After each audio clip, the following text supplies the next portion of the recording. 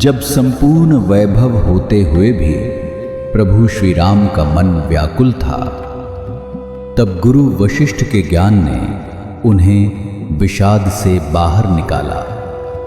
सुनिए बकुल जी की वाणी में। जय श्री राम। स्वागत है सभी का। तो फिर गाधी की बात आगे चलती है और आज 26 जून है। देखते हैं आज क्या होता है। आज का श्लोक है, मनोराज्यमपि प्राज्ञा लभन्ते व्यवसायिनः गाधिना स्वप्न संदृष्टम गत्वा लब्धम खंडितम। वशिष्ठ ने कहा, गाधी हैरान था, मैं कौन हूं, मैंने क्या देखा और कैसे देखा। वह थक चुका था और उसे लगा कि उसके मन ने उसके साथ जैसे कुछ खेला खेला हो। निश्चय ही यह सब भ्रम है, क्योंकि अब तो कुछ भी मुझे दिखाई नहीं दे रहा। कुछ दिनों के बाद एक ब्राह्मण उससे मिलने आया।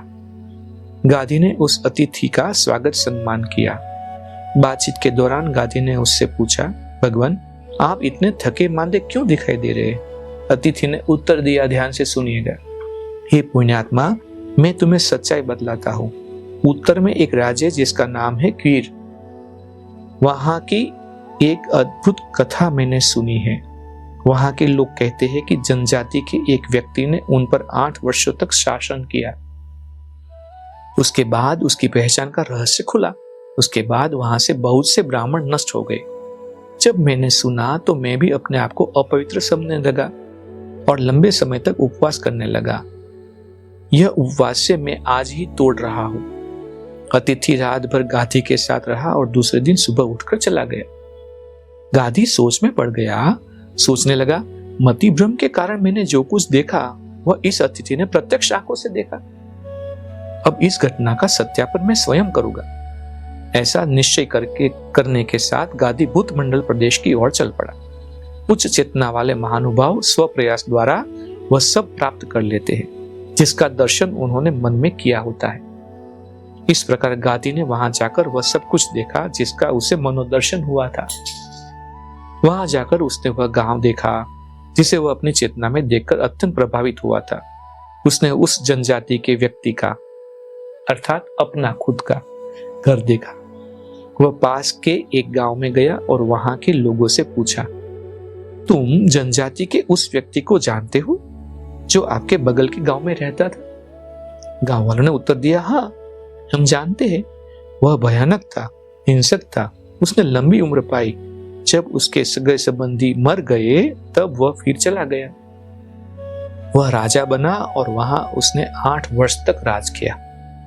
जब उसका रहस्य खुला तो बहुत से लोगों ने जान दे दी और उसने भी अपनी जान दे दी।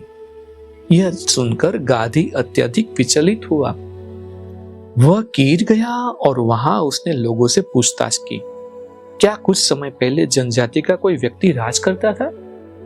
लोगों ने उत्साहपूर्वक उत्तर दिया, हाँ उसने 8 वर्ष तक राज किया। उसको शाही हाथी ने चुना था और जब उसकी सही पहचान हुई तो उसने आत्महत्या कर ली।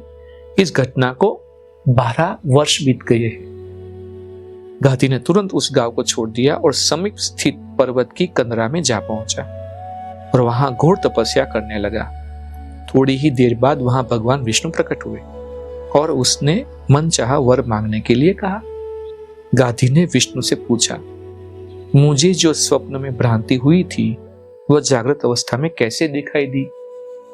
बस इस बात के साथ हमें जो हमने बताया था आपको कि फिल्म देखनी है मैट्रिक्स, तो मैट्रिक्स का जो रस है, उसका जो सार है, उसमें जो कहानी है वो और इस गाधी की कहानी में क्या समानता है वो देखना है।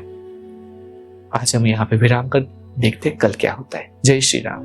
इस ज्ञान यात्रा में हमारे साथ बने रहने के लिए चैनल को सब्सक्राइब करें और बेल आइकॉन दबाएं।